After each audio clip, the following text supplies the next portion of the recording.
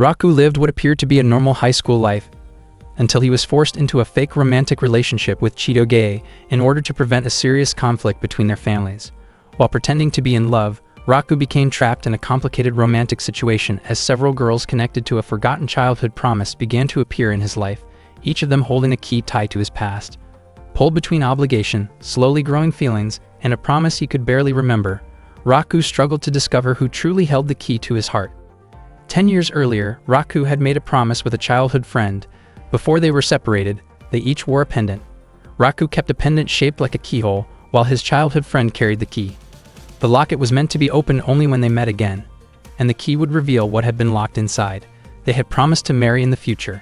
10 years passed, and Raku grew into an ordinary teenager. On that day, Raku began his morning routine by preparing breakfast. He started by sautéing spices for the meat, cooking pasta, and finishing the dish carefully. Once the food was ready and tasted good, Raku called over the people he casually referred to as troublemakers to eat together. The men, who had intimidating appearances, immediately turned toward him and addressed him respectfully as the young master. They all ate together, genuinely enjoying the meal Raku had prepared. They praised him as a worthy heir. Raku stated that he had no interest in becoming the successor to a Yakuza organization. He explained that he wanted to attend a top university, become a civil servant, and live an honest and upright life while moving forward with purpose. The group reacted enthusiastically. Raku's father, Issei, soon arrived, and the Yakuza members immediately showed respect to him as their boss. Issei mentioned that he would discuss something important with Raku in the near future. Every day, Raku was escorted to school by his father's subordinates. Other students felt uneasy when they passed by the Yakuza members. As Raku walked toward his school, one of the subordinates warned him that an unfamiliar gang had been causing trouble in their territory and advised him to be careful. Raku could not understand why his world was always surrounded by conflict. He even thought about leaving his family behind and living a peaceful life elsewhere. Raku studied diligently so that he could be accepted into a prestigious university, which was why he never had a girlfriend. The only time he had been close to a girl was during his childhood. He often looked at the keyhole pendant as a reminder of that promise. Despite the many challenges he faced in life, that day marked a turning point in Raku's fate. A girl was running toward the school in a hurry. She attempted to climb over the fence and jump down, but unexpectedly landed directly on top of Raku. The impact caused Raku's pendant to be thrown aside. The girl apologized and quickly left the scene. Raku was left confused by what had just happened. Raku then entered his classroom, where Shu and Onodera were surprised to see him. Onodera noticed that Raku's nose was bleeding and showed concern, but Raku reassured her that he was fine. He explained that a girl had accidentally landed on him earlier. Shu was confused, wondering what kind of person would climb a fence and cause such an incident. Raku asked Shu to believe him. Onodera gently handed Raku a bandage to stop the bleeding.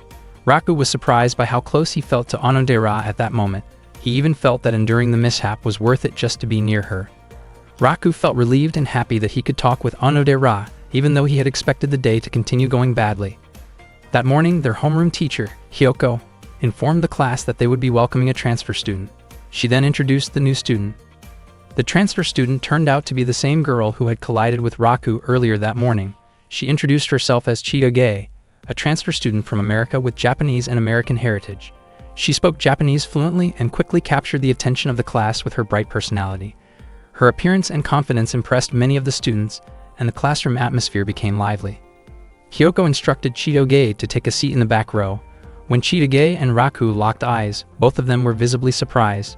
Raku internally labeled Chitoge as a fierce and troublesome girl, while Chitoge appeared equally displeased. Raku still felt unsettled by the earlier incident, while Chitoge believed she had already apologized sufficiently. The students were shocked by the obvious tension between them. Chitoge was confused as to why Raku continued to dwell on the incident, while Raku felt that the situation had been more serious than she realized. Chitoge grew irritated and viewed Raku as overly sensitive, while Raku responded with equal frustration. Their exchange escalated into visible hostility, startling the surrounding students. Although Raku and Chitoge were seated next to each other, it was clear that the two did not get along at all. Raku was confused because it was his first time ever meeting a girl as annoying as Chitoge. Her personality was completely different from Onodera's and also very different from his childhood friend from long ago. Up to that point, Raku still had not reunited with his childhood friend, and deep down he wished that Onodera could have been his first love. Raku then realized that his keyhole pendant was no longer with him. He remembered that the pendant most likely fell earlier that morning when Chitoge accidentally landed on him. During the school break, Raku asked Chitoge to help look for the missing pendant. Chitoge was puzzled about why she had to help him search for it. Raku explained that the pendant was probably lost when Chitoge accidentally kicked his face earlier. Onodera approached Raku and asked what was going on. Raku told her that he was just trying to find something very important to him. Onodera offered to help, but Raku said that since the pendant was lost because of Chitoge, then Chitoge should be the one helping him look for it. Chitoge reluctantly agreed and asked what kind of pendant she was supposed to find. Raku explained that it was his pendant with a keyhole. Upon hearing that, Onodera looked surprised, as if she recognized the object. Chitoge agreed to search for the pendant on one condition. As a trade-off, Raku was not allowed to talk to her at school ever again, because she disliked boys who complained too much about trivial matters. Suddenly, a teacher showed up and asked Raku to help introduce Chitoge to the school environment. The teacher also assigned them the task of taking care of the school's pet. Raku did not understand why all of this kept happening to him. Chitoge reminded him not to talk to her, but Raku thought it would be difficult to complete their task without communicating, especially since they were not even inside the school grounds at that moment. That day, they ended up spending all their time taking care of the school pet, leaving them with no opportunity to search for the pendant. The next day, during class, Chitoge struggled to keep up with the lesson. Noticing this, Raku gave her his Japanese language notes during the school break because he knew she probably did not have enough time to finish copying everything. Chitoge once again reminded him not to talk to her at school and not to interfere in her business. Raku grew increasingly irritated by Chitoge's attitude. The following day, Raku's class had a physical education lesson, and the students were doing warm-up stretches. At that time, Shu asked since when Raku had become close to Chitoge, because Raku was often seen together with her after school. Raku denied being close to her. Shu commented that Chitoge was very beautiful, and that many boys were curious about her. Raku completely disagreed with the idea of Chitoge being considered beautiful. During the class, Chitoge managed to perform an impressive move on the bar, and her classmates cheered and praised her. In Raku's mind, her beauty felt exaggerated and awkward. Chitoge noticed his reaction and responded by acting recklessly, causing a small commotion that the teachers quickly put under control. When Raku arrived home, he still could not believe Chitoge's wild behavior and wondered what kind of environment she had grown up in. Suddenly, one of the Yakuza members mentioned that there was trouble involving a rival group in Alley 3, and they rushed out to deal with the situation. It could be said that Raku lived in a rather rough neighborhood. The next day after school, Onodera gave Raku some bandages to treat his injuries. Raku mentioned that Chitoge was a very intense and intimidating girl. Even so, Onodera thought that Raku was still being kind to Chitoge, since she had seen him lending his notes to her. Raku felt genuinely happy hearing that. Onodera then asked where Raku had bought the missing pendant. Raku explained that the pendant was a gift from someone 10 years ago. Onodera was shocked to hear that. Raku admitted that he had made a promise, which was why he had to keep the pendant with him at all times. Over the next few days, Raku and Chitoge continued searching for the pendant every time they walked home from school. Chitoge complained because despite searching for several days, they had made no progress at all. Raku then asked why Chitoge had suddenly transferred to the school. Chitoge explained that the move was related to her parents' work, but she refused to go into detail when Raku tried to ask more. She clearly did not want to talk about her personal life with him. As Chitoge walked past Raku, he caught her scent, which strangely made him feel as though he had smelled it somewhere before. After growing tired from searching, Raku went to the riverbank and thought about where he might have encountered that familiar scent in the past. Suddenly, he noticed a disturbance caused by a mafia group nearby. He could not believe that the situation around that area seemed to be getting more and more chaotic. The next day, Chitoge arrived late to help Raku search for his missing locket. She admitted that she was irritated because her friends had been spreading rumors that she was dating Raku. In reality, Chitoge did not feel close to him at all, and every day after school, she still chose to help him look for the locket because she believed it was the right thing to do as a decent person. At the same time, Onodera was walking toward Raku because she wanted to help with the search as well. However, she ended up overhearing a heated argument between Raku and Chitoge. The two of them were caught in a tense exchange, blaming each other for the situation. Chitoge could not understand why Raku was panicking so much over a lost locket. In her view, Raku was the type of guy who overreacted to small things, almost like someone who could not sleep without a childhood comfort item. Chitoge acknowledged that it made sense if the locket had been given to Raku by a girl he cared about, but she still could not understand why he kept clinging to such a childish memory from the past. She believed that the girl who gave him the locket had probably already forgotten about it. Chitoge continued to speak harshly, which eventually made Raku lose his temper. He told her to leave if she truly did not want to help anymore. Heavy rain began to fall, and Chitoge immediately walked away after Raku raised his voice at her. Raku never expected that he would end up seriously scolding a girl, and the realization left him shaken. The following day, Raku continued searching for the missing locket on his own. From a distance, Chitoge quietly watched him. At that moment, Raku recalled Chitoge's words about how his childhood friend might have already forgotten him. Those words frustrated him deeply. Suddenly, Onodera approached and informed him that Chitoge had been looking for him. Raku waited, confused about why Chitoge wanted to meet him. Not long after, Chitoge threw the locket toward him. Raku was stunned that she had managed to find it. Onodera later explained that even after their argument, Chitoge had continued searching for the locket in secret. Chitoge did not want Raku to know that she had been doing so all along. Chitoge had also slipped a short note inside the locket, stating that her task was finished and that Raku should no longer speak to her while they were at school. Raku realized that although Chitoge was often irritating, she also had a genuinely kind side. He also understood that some of the things she had said to him were not entirely wrong. It truly might have been time for him to let go of his childhood promise. Suddenly, Onodera expressed that she did not agree with Raku's decision to forget the promise. She believed that if the other person still remembered making that promise, then that person would surely feel hurt if Raku abandoned it, even if it was a promise made by two children. The fact that it existed meant that the person who made it cared deeply about him. Onodera apologized for saying something that might have sounded strange, but Raku did not mind at all. Instead, he felt grateful because her words helped him feel better. Onodera's face turned red as she looked at Raku. Raku realized that whether or not he would ever meet that person again, he should never forget the promise and must continue to keep it close to his heart. He thanked Onodera and then left. Onodera remained standing there, her face still flushed as she watched him walk away. She felt nervous, and once again, she could not bring herself to say what she truly felt. In truth, Onodera was the girl who had made that promise with Raku in the past. She felt foolish for being unable to confess the truth to him.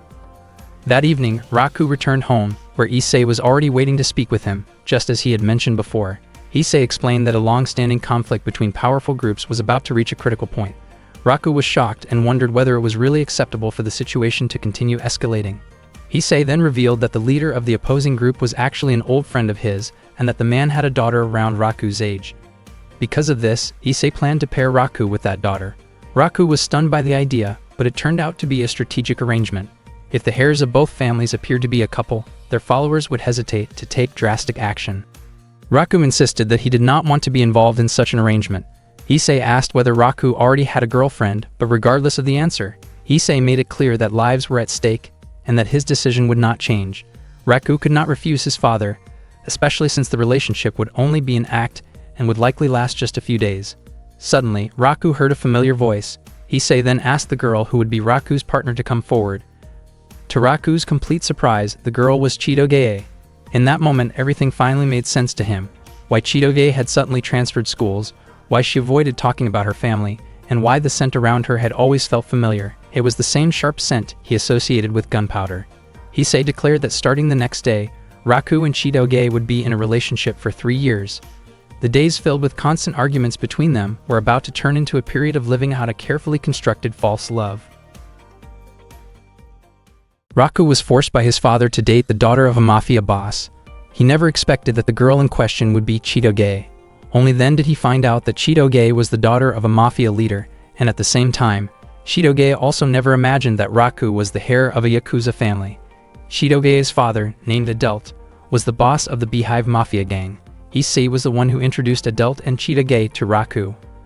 Adult mentioned that Issei had talked a lot about Raku before this meeting. Both Chitoge and Raku strongly objected to the idea of dating each other, but Issei explained that they really had no other option. Neither side wanted to allow a conflict between groups to break out. Suddenly, a group of people led by Claude rushed into Raku's residence, searching for their young lady. Claude was a high-ranking member of the Beehive Mafia and was assigned to protect Chitoge, so he came to bring her back. Not long after that, more members arrived and prepared themselves, creating a very tense situation with the opposing group. Issei realized that the Beehive members seemed to misunderstand the situation. Issei and Adult then explained together that Raku and Chitoge were a couple who were deeply in love. Everyone present was shocked and clearly found it hard to believe. Claude even looked to his boss for confirmation. Adelt admitted that both he and Issei had already given their blessing to the relationship. The Yakuza members were deeply moved, because they had been worried for a long time that Raku still did not have a girlfriend at his age. Some of them even started thinking about celebrating the news. Claude was also emotional, as he suddenly realized that Chitoge had grown up. He never imagined that the young lady he had protected since childhood would one day become a mature and independent young woman. Knowing this made him genuinely happy. The Yakuza members agreed to maintain peace for Raku's sake, and the Beehive Mafia members were also willing to support Chitoge so she could date without trouble. Raku and Chitoge both tried to deny their relationship. Raku teased Chitoge with a nickname that compared her strength to a gorilla, while Chitoge teased Raku by comparing him to a bean sprout. The tense atmosphere quickly escalated when both sides reacted strongly to the teasing, and the situation almost turned dangerous. Issei and Adelt immediately stepped in and made it clear that any harm toward either Raku or Chitoge would not be tolerated. The subordinates then asked again whether Raku and Chitoge were truly dating. Seeing no other way out, both of them felt pressured and had no choice but to go along with the story. Raku explained that he and Chitoge were indeed in love.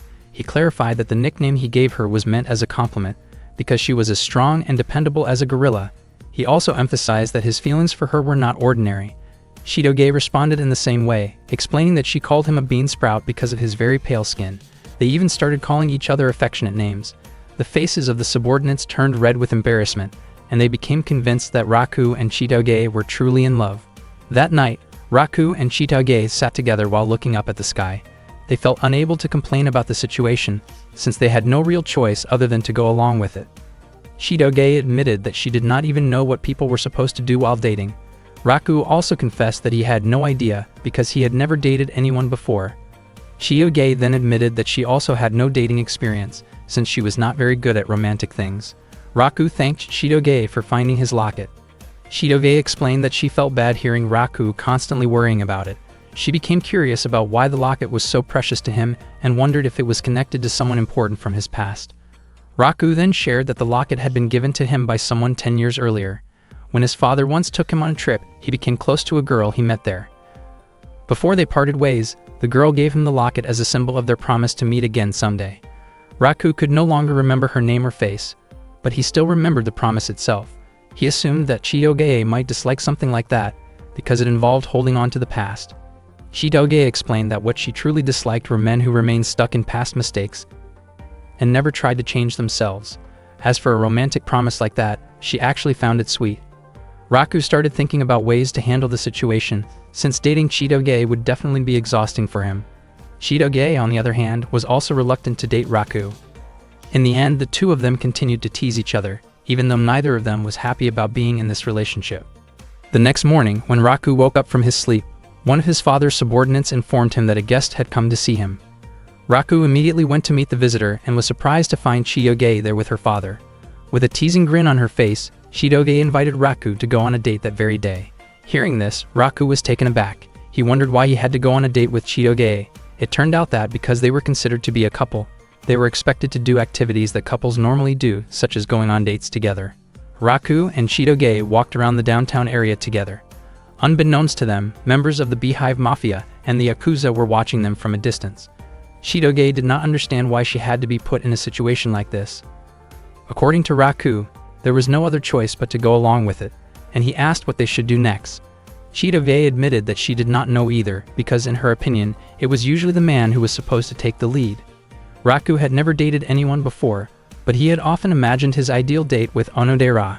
In his imagination, they would chat together at a cafe, watch a movie, eat a meal together, and take a relaxing walk through a beautiful park.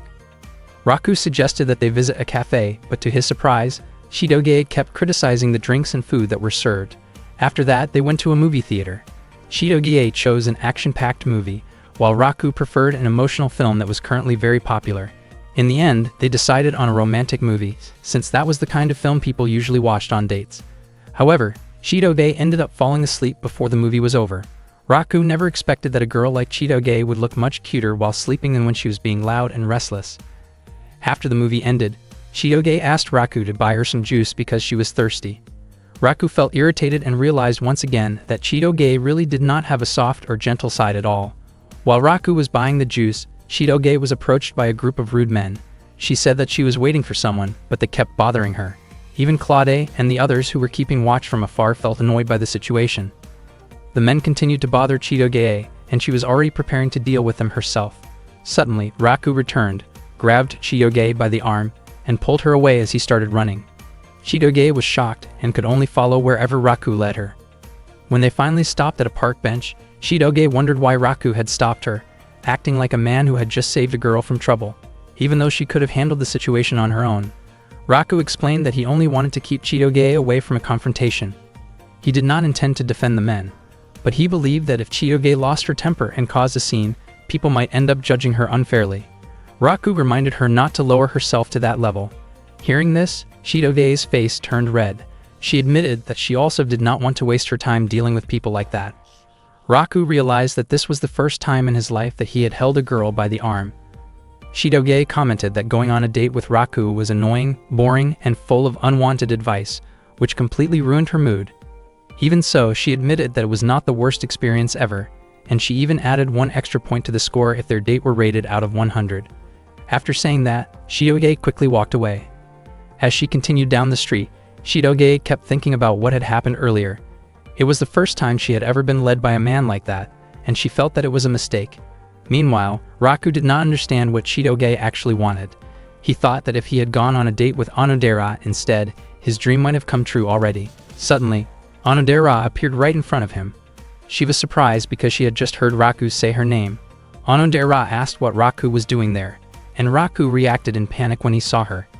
He then asked what Onodera was doing in that area. Onodera explained that she was on her way home after shopping with a friend. In truth, she had wanted to surprise Raku, but she ended up being the one who was surprised when she heard him mention her name. Onodera became curious about what Raku had been thinking. Raku's heart started beating fast as he saw Onodera looking straight at him. At that moment, Chitoge was in the restroom. By chance, she overheard her father's subordinates talking. It seemed that they were starting to suspect her relationship with Raku, because it did not look affectionate like it did back at the Yakuza house. Instead, they often saw the two of them arguing. Realizing that her situation could become risky, Chitoge quickly put on a cute act again. She approached Raku while calling him by an affectionate nickname, her face slightly flushed. However, the moment she reached him, her body froze when she saw that Onodera was standing there as well. Onodera did not expect what she had just heard. After hearing Chitoge call Raku by an affectionate nickname, she asked whether that meant Chitoge and Raku were dating. Raku and Chitoge immediately denied it, but they both realized that their father's subordinates were watching them closely. Raku had no idea what to do, especially because he did not want Onodera to think that he was in a relationship with Chitoge. Unexpectedly, Chitoge suddenly held onto Raku's arm and claimed that she and Raku really were a couple who had just started dating. Onodera was shocked by that statement. Raku froze, unsure how to react. Chitoge then urged Raku to go along with it. She understood that Raku would feel embarrassed if their classmates found out, but at that moment, their safety was what mattered most. Maybe if it were only their classmates, Raku would not care.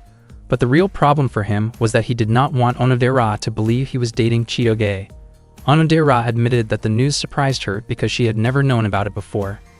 Raku tried to deny it again, but Chitoge kept insisting on the opposite.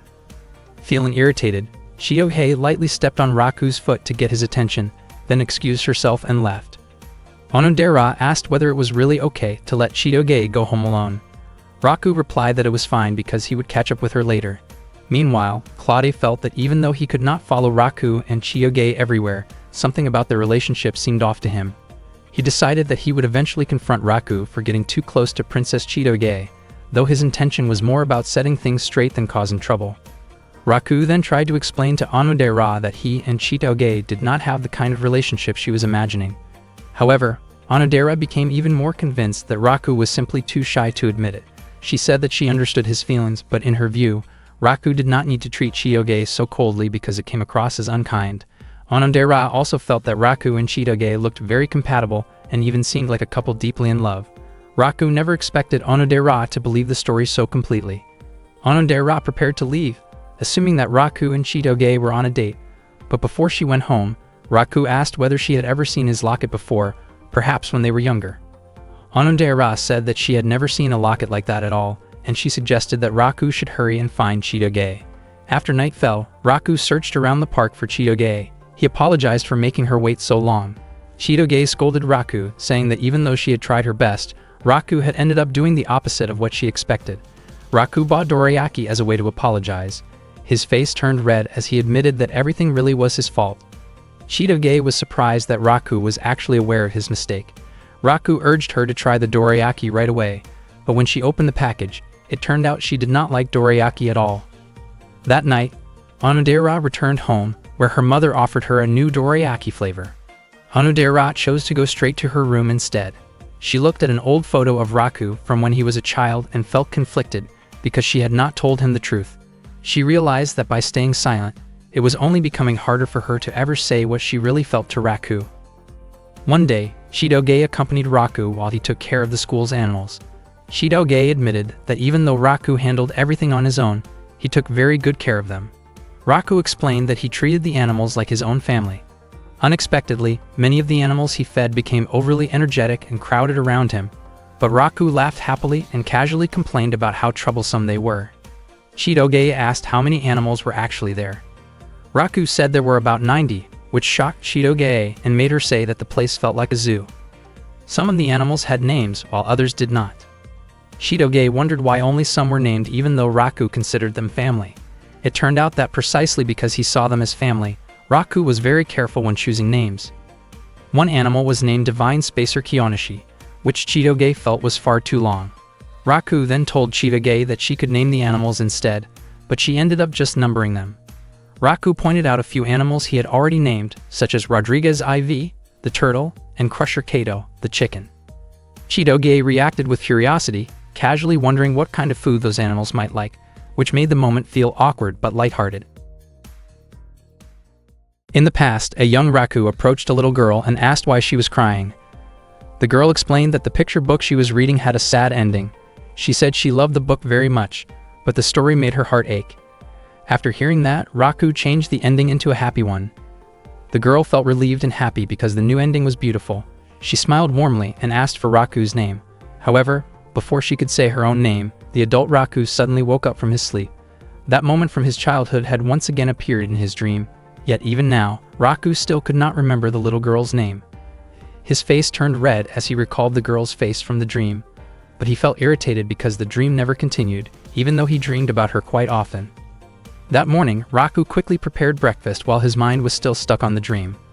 After yesterday's conversation with Onodera, it was already clear that Onodera was not the girl from the pendant promise in his past. On top of that, Onodera had also been thinking about the fact that Raku was already dating Chitoge. Raku suddenly let out a frustrated scream, feeling overwhelmed by everything that was happening to him. His reaction made the Yakuza members around the house feel worried.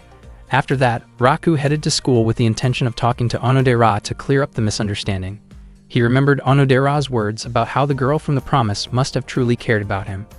Raku wondered whether that girl was still holding on to the key after all those years. Suddenly, Chitoge greeted Raku affectionately from across the street. Raku was surprised to see how exhausted Chitoge looked. She explained that she was tired because of what happened the day before.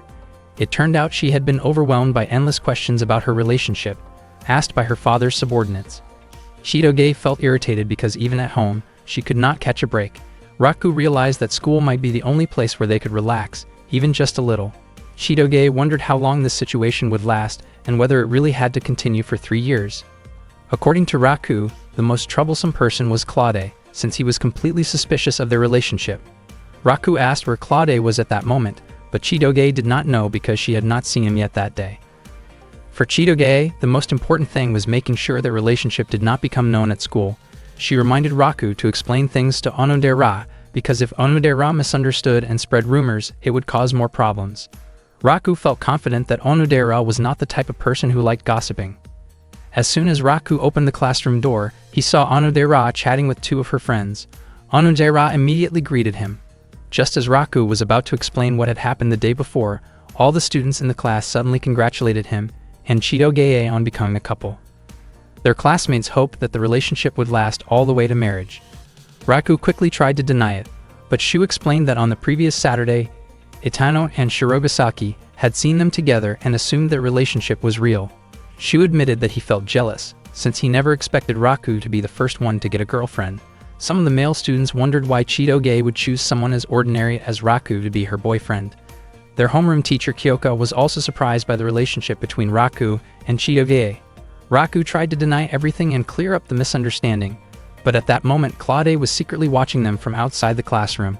Raku and Chitoge were shocked when they noticed Claude there. Claude was eagerly waiting to see how Raku would explain their true relationship, since he was ready to remove Raku if it turned out that Raku was not truly dating Chitoge. Their classmates waited for a clear answer about what kind of relationship Raku and Chitoge actually had. Left with no choice, Chitoge stated that she and Raku were a couple deeply in love. The class erupted in cheers after hearing that confirmation. Raku signaled to Onodera that he would explain everything to her later. Onodera praised them, saying that just as she had expected, Raku and Chitoge seemed like a well-matched couple. After school, Raku and Chitoge could not understand why their bad luck kept following them. Chitoge felt that her high school life was already ruined, and she could not understand why Raku seemed so calm about it. Because Claude kept watching them during breaks and lunchtime, Raku never got the chance to talk to Onodera. Chitoge told Raku to go home first, because she still had something to take care of. When Raku asked what she was planning to do, Chitoge responded by lightly tapping his head in annoyance. Raku worried that Onodera would continue to misunderstand him all the way until graduation. He did not want that to happen, and he was determined to talk to her somehow, but no matter what he did, he could not find the right opportunity. Unexpectedly, Raku ran into Onodera, who had just finished a committee meeting. Raku realized that this was a rare chance to talk to her, so he felt that he had to act right away. He wanted to start a conversation, but he worried that Onodera might ask why she was the only one being told about this. Raku began to panic about what he should say if Chitoge ever questioned him like that. If he said that he wanted Onodera to understand his situation, it would be the same as openly confessing his feelings to her. A confession was something that needed to be prepared carefully, and at that moment, Raku felt that his heart was not ready for it. In the end, Raku said that he thought he and Chitoge did not really suit each other. Onodera reminded him that he should not say things like that while he was still in a relationship. She felt that Chitoge might have her own reasons for being able to like Raku. Raku was not convinced because he believed he had no special strengths. However, Onodera told him that he actually had many good qualities. Raku genuinely felt happy hearing that from her.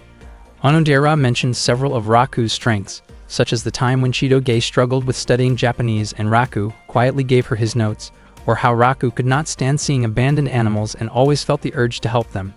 She also brought up how Raku once helped an elderly woman for hours without expecting anything in return. Another example was when Raku lied to a teacher by saying that he had also forgotten his homework, just like his classmates, so they could all be scolded together. In Onodera's eyes, Raku had many admirable qualities. Raku never expected that Onodera paid such close attention to him. From Raku's perspective, it seemed unlikely that Chitoge would be drawn to those kinds of traits, yet he felt that he finally understood why Chitoge might like him. Suddenly, another student accidentally bumped into Onodera, causing a necklace from her bag to fall out. Both Raku and Onodera were startled when they saw it, and Onodera's face immediately turned red as she noticed Raku's curious expression. Raku thought that the key attached to it did not look like a house key. He began to wonder if it might be connected to the pendant he owned. Cold sweat formed on Raku's face as he thought about the possible connection between Onodera's key and his own pendant. Onodera quickly picked up the key and nervously said that it was her house key, only to suddenly correct herself and claim that it was actually the key to a bookshelf at her home. She looked extremely flustered and hurried away. Raku was surprised that Onodera could act like that. His heart was still racing even though Onodera had said that the key was not what he thought it was. Despite that, Raku found himself hoping that Onodera might be the girl involved in that promise. He could not stop thinking about whether the key was really just for a bookshelf. Meanwhile, Onodera continued watching Raku from a distance, her face still red as she thought about him.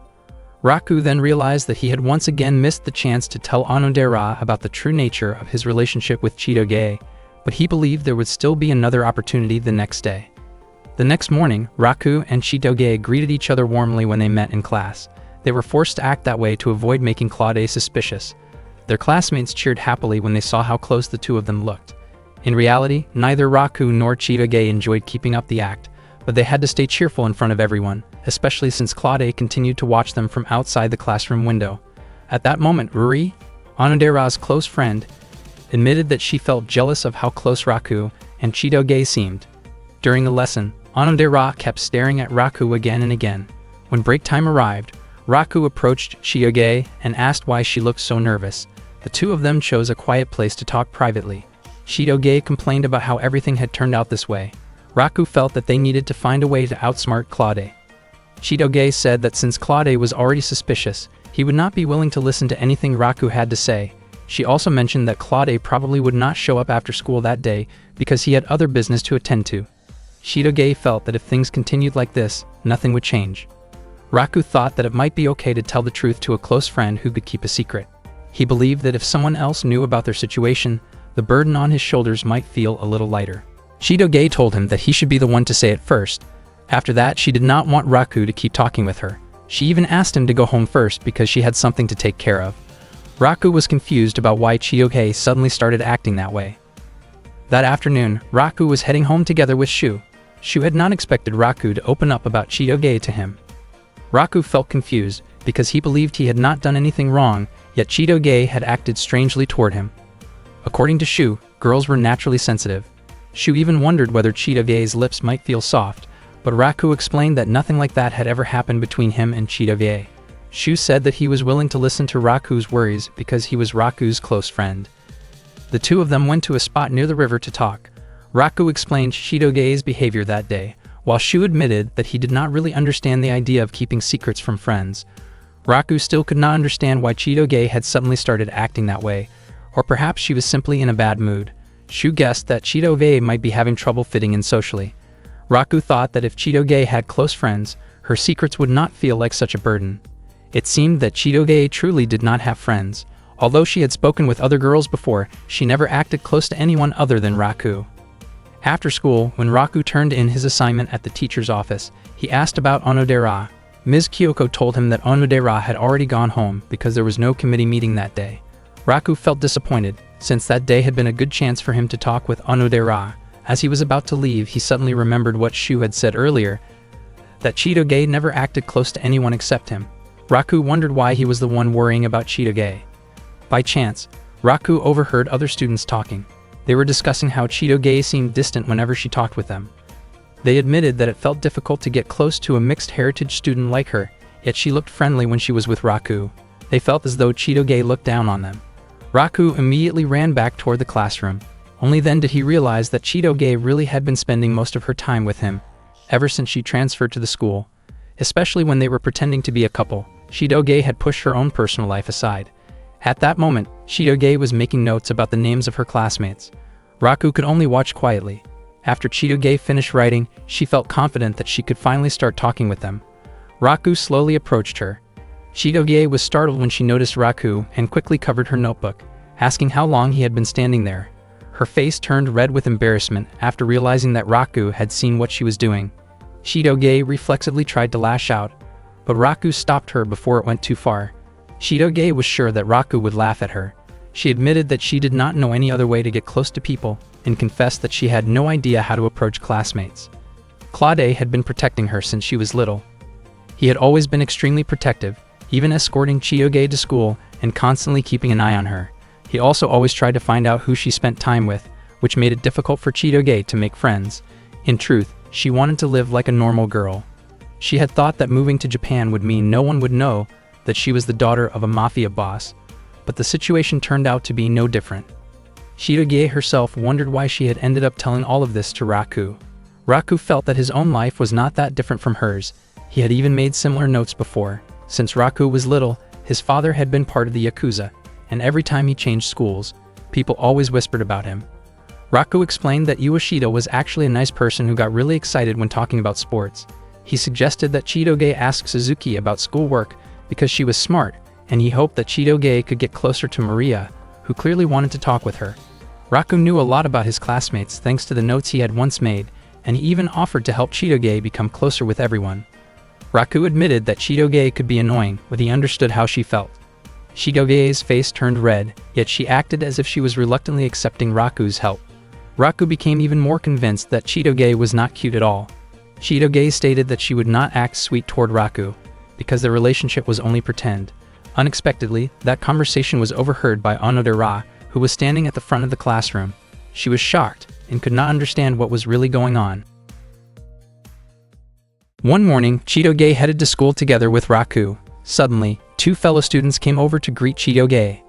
At first, she looked very nervous, but moments later she started talking about sports. They seemed very comfortable chatting about a sports match from the previous night. Raku noticed that the note she had prepared earlier seemed to help a lot. From that day on, little by little, Chitoge managed to grow closer to her classmates. She was not the type of person who struggled to make friends. Rather, her natural personality allowed her to connect easily once she was given the chance. That day, Chitoge was assigned to take care of the plants at school, and she quietly sang to herself because she felt happy. Her high school life was finally going the way she had imagined. Her mood even improved whenever she saw the school's plants and animals. She proudly told Raku that she was planning to go to McDonald's with her friends later. Raku did not feel jealous, since he also went there often. In Chitoge's mind, she felt that if she were to break up with Raku, her life might become even more perfect.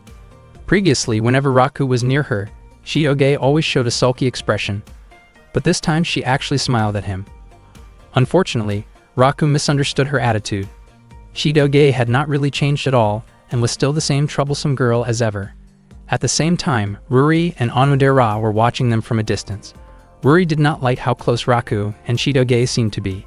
Instead, she was worried about Onodera's feelings, since she realized that her best friend had feelings for Raku. Hearing this, Onodera was surprised and tried to deny it, but Ruri was completely convinced that Onodera liked him. Onodera felt that she was nothing more than an obstacle, because Raku already had a girlfriend. Ruri confidently stated that she believed Raku also had feelings for Onodera. Onodera's face immediately turned red, and she could hardly believe what Ruri was saying. Ruri had been watching the two of them for a long time and even suggested that Onodera should try dating Raku. Onodera admitted that Ruri's words were painfully honest. Ruri gently patted Onodera's head and reminded her that there was no rule saying Onodera could not get close to someone just because that person liked someone else. Onodera realized that Ruri had a point. Ruri told her not to worry and promised to create an opportunity for her. She then walked straight toward Raku, making Onodera panic and worry about what Ruri might say to him. In the end, Ruri simply suggested having a group study session in Raku's room. Raku was surprised by the idea, but immediately agreed. After school, Raku invited Ruri, Onodera, Shu, and Chitoge to his house. They were greeted by members of the Yakuza. One of them, Ryunosuke, asked whether Raku was planning to hold a study session. Raku asked Ryunosuke to prepare some tea right away. He did not understand why Ruri had suddenly suggested studying at his place. He also never expected that Onodera, the girl he liked, would join them, which made him feel extremely grateful. Ruri then asked why Shu had come along as well. Shu explained that there was nothing wrong with him joining, especially since he and Ruri were both glasses-wearing classmates. Raku wondered if this had all been Onodera's idea and tried to get Ruri to admit it. At that moment, Raku and Onodera accidentally made eye contact, but Onodera quickly looked away. Her face turned red, and she could not bring herself to look at Raku. The group then headed toward Raku's room. Raku tried to calm his racing heart, but suddenly Chitoge started moving around excitedly in front of him, prompting Raku to wonder what was making her so nervous, or rather, so cheerful. Chitoge admitted that it was her first time ever studying in a group with friends, and wondered if it was wrong for her to feel that happy. When they arrived at Raku's room, Ruri was amazed by how spacious it was. Shu mentioned that it had been a long time since he had last been there. Chitoge, on the other hand, commented that the room felt small and had a strange smell. Raku felt irritated that Chitoge would say something like that in front of Onodera.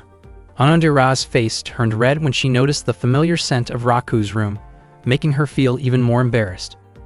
Once again, Onodera and Raku accidentally locked eyes, but she quickly turned her face away. She was truly too shy to look at him directly. Not long after, Ryunosuke arrived with tea for everyone. Raku picked up the tea tray, and Onodera hurried over to help him. However, when their hands accidentally touched, Onodera panicked and ended up tossing the tray into the air. Ryunosuke immediately became flustered and asked whether Raku was all right, while Onodera, overwhelmed with embarrassment, quickly apologized. At that moment, Raku felt so restless that he did not know what to do. He tried to calm himself down and focus on his assignment.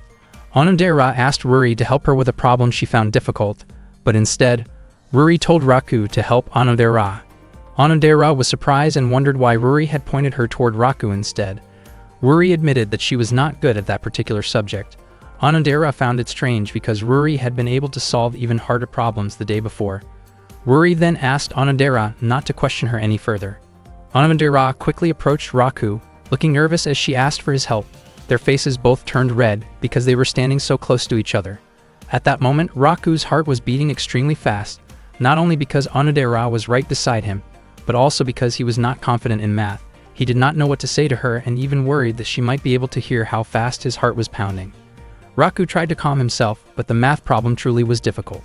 Suddenly, Chitoge suggested that they should align the variables first. Raku told Chitoge that she should just focus on her own assignment. Chitoge replied that she had already finished it, which Raku could hardly believe since the homework that day was 3 full pages. Chitoge then showed the completed assignment to him. Raku was shocked and realized that Chitoge was actually smart, even though he had assumed he was better than her. It turned out that when Chitoge studied in America, she consistently earned straight A grades. She was also willing to help Onodera. Onodera felt very happy because Chitoge explained everything in a clear and easy-to-understand way. Hearing the praise, Chitoge laughed cheerfully and looked down at Raku with confidence. Raku felt extremely annoyed and silently wished she would stop acting so smug. Not long after that, Chitoge suddenly asked whether there was a guy that Onodera liked. Both Raku and Onodera were caught off guard by the question. Raku wondered why Chitoge would bring up something like that, but to Chitoge, it was a normal topic among girls. Onodera admitted that she did not have feelings for anyone yet. Hearing that, Raku smiled to himself because it meant he still had a chance. Chitoge also admitted that she did not like anyone at the moment and hoped she would experience something romantic someday. Their classmates felt confused by Chitoge's statement, and realizing the awkward atmosphere, Chitoge claimed that she was only joking. Raku immediately played along to help smooth things over. They continued acting close so their classmates would not grow suspicious. Shu suddenly asked how far Raku and Chitoge's relationship had progressed. Chitoge panicked upon hearing the question. Raku quickly stopped Shu from continuing and led him outside, clearly uncomfortable with the topic. Raku warned Shu not to talk about things like that. He then explained the fake dating situation and asked Shu to keep his secret. However, Shu revealed that he had known from the start and had only pretended not to know so he could enjoy the situation. Raku was surprised that he had ended up telling Shu everything. Shu advised Raku not to let Onodera misunderstand anything and suggested that Raku should be honest and confess his feelings to her. Shu even offered to help, as he believed that Onodera had feelings for Raku as well. Raku was shocked and felt that such a possibility was hard to believe. Raku and Shu then returned to the others. Raku kept thinking that if Onodera truly liked him, his life would become incredibly happy. Unbeknownst to him, several Yakuza members were watching from a distance. They were suspicious because there seemed to be no progress in Raku and Chitoge's relationship. Even inviting Chitoge to his house required bringing other friends along. The Yakuza members decided to help Raku grow closer to Chitoge. They asked Raku and Chitoge to retrieve some expensive tea stored in the warehouse. Ruri felt relieved because she had been feeling awkward around Onodera at the time. When they arrived at the warehouse, Raku asked Chitoge to go inside with him, but she refused and chose to wait outside. Suddenly, someone pushed them both inside and locked the door from the outside. It turned out that the Yakuza members had done it on purpose to give Raku and Chitoge time alone together. Raku repeatedly knocked on the warehouse door, but it was no use. He wondered why the Yakuza members would go that far, especially after they claimed they could only help up to that point. Despite the situation, Raku remained calm because he believed they would eventually find a way out, especially since there was a ladder and a window inside. He apologized to Chitoge for the Yakuza members' actions. Unexpectedly, Chitoge held on to Raku tightly from behind. She was extremely frightened and reacted defensively when she realized how close they were. Chitoge admitted that she felt uncomfortable in dark, confined spaces due to a past experience where she had been stuck inside a washing machine for several hours. She asked Raku to stay still because holding on to him helped her feel calmer. At that moment, Raku realized that there was another side to Chitoge he had never seen before. Being so close to her, he became aware of her shaky breathing and her teary eyes, and he could sense the warmth of her presence. Raku admitted to himself that Chitoge truly had a gentle and charming side. However, he quickly pushed those thoughts away, reminding himself that he had already decided to give his heart to Onodera. Chitoge noticed a ladder and wondered whether they could get out through the window, but her condition at the time made it impossible for her to climb. She asked Raku to go out first and look for help, yet he could not bring himself to leave her alone in the storage room. He believed the Yakuza members would eventually open the door, so he chose to stay and keep her company. Chitoge grew irritated, feeling that Raku was trying too hard to act cool in a way that did not suit him. After that, she suggested that they talk. because staying silent would only make her feel more scared. Raku did not even know what they were supposed to talk about. Chitoge suggested that he tell an amazing story, but Raku admitted that he was not good at talking about things just like that. She then asked how he felt about Onodera at that moment. Raku was startled and wondered why she suddenly brought that up. According to Chitoge, Onodera seemed like an impressive person who was sweet and friendly, so she felt she could probably get along well with her. Raku admitted that Onodera really was kind, warm, and thoughtful. He also thought that she was beautiful, neat, charming, and feminine, and he felt confident that Onodera was the kind of girl many people would admire. Chitoge asked whether Raku might be hiding feelings for Onodera. He panicked, realizing that she had noticed. Chitoge admitted that she agreed with his opinion about Onodera. She then suddenly wondered why everyone kept bringing up questions about kissing and whether it was really that important. Raku did not understand why people enjoyed talking about that topic so much. Chitoge commented that she would rather face something extreme than ever kiss Raku, though the remark came off as exaggerated and emotional rather than serious. Raku became convinced that she had never kissed anyone before. Chitoge, on the other hand, suspected that Raku was the inexperienced one, while she claimed to have kissed many people, explaining it as a form of greeting in other countries. Raku pointed out that they were talking about kissing on the lips, not a friendly greeting on the cheek. They kept arguing back and forth about the subject. As the debate went on and became more heated, Raku unexpectedly stopped feeling scared. Because of that, Chitoge felt confident that she could finally climb the ladder. She quickly stood up, but then she stumbled and her body landed right in front of Raku. Their faces turned red because they were suddenly so close that it looked as if they were about to kiss. At that moment, Claude arrived and opened the storage room door. Seeing how close they were, he teased Raku, implying that he should not rush things like that. Ruri then appeared and admitted that she felt relieved, since she had been worried about them the entire time. Unexpectedly, Onodera also arrived and saw the scene. Her face turned red, and she apologized for interrupting before quickly leaving the area. Raku felt deeply upset because Onodera had misunderstood the situation. He never imagined that such drama would bring their group study session to an abrupt end. That night, after taking a bath, Chitoge read through a friend's notebook. Before this, she had viewed Raku as loud, overly heroic, and annoying. She added a note about him, writing that he might possibly have a good side, though it seemed like it was probably just her imagination. In the end, she thought of Raku as nothing more than a bean sprout. Earlier during the group study session, Onodera had gone to look for the restroom, leaving Ruri alone with Shu. Shu asked whether Ruri had ever kissed anyone, which caught her completely off guard. Ruri refused to answer and wondered why Shu was suddenly acting so familiar with her. She brought up her suspicions about the relationship between Raku and Chitoge, feeling sure that Shu knew something. But he only continued teasing her, making her feel uncomfortable and turned off by his attitude. Meanwhile, Onodera became confused about where the restroom was and decided to ask Ryunosuke for directions.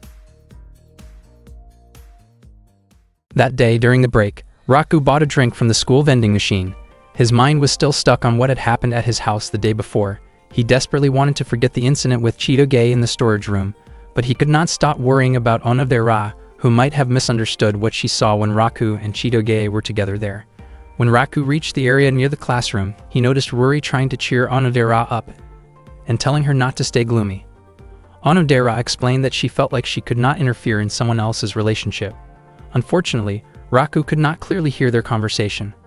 Ruri then asked why Onodera was still keeping that key and whether she was still searching for the boy she had made a promise with 10 years ago. Hearing this, Raku began to wonder if Onodera might be the girl from that promise long ago. Ruri continued encouraging Onodera to give herself a chance to express her feelings to Raku and even planned to ask Chitoge for help.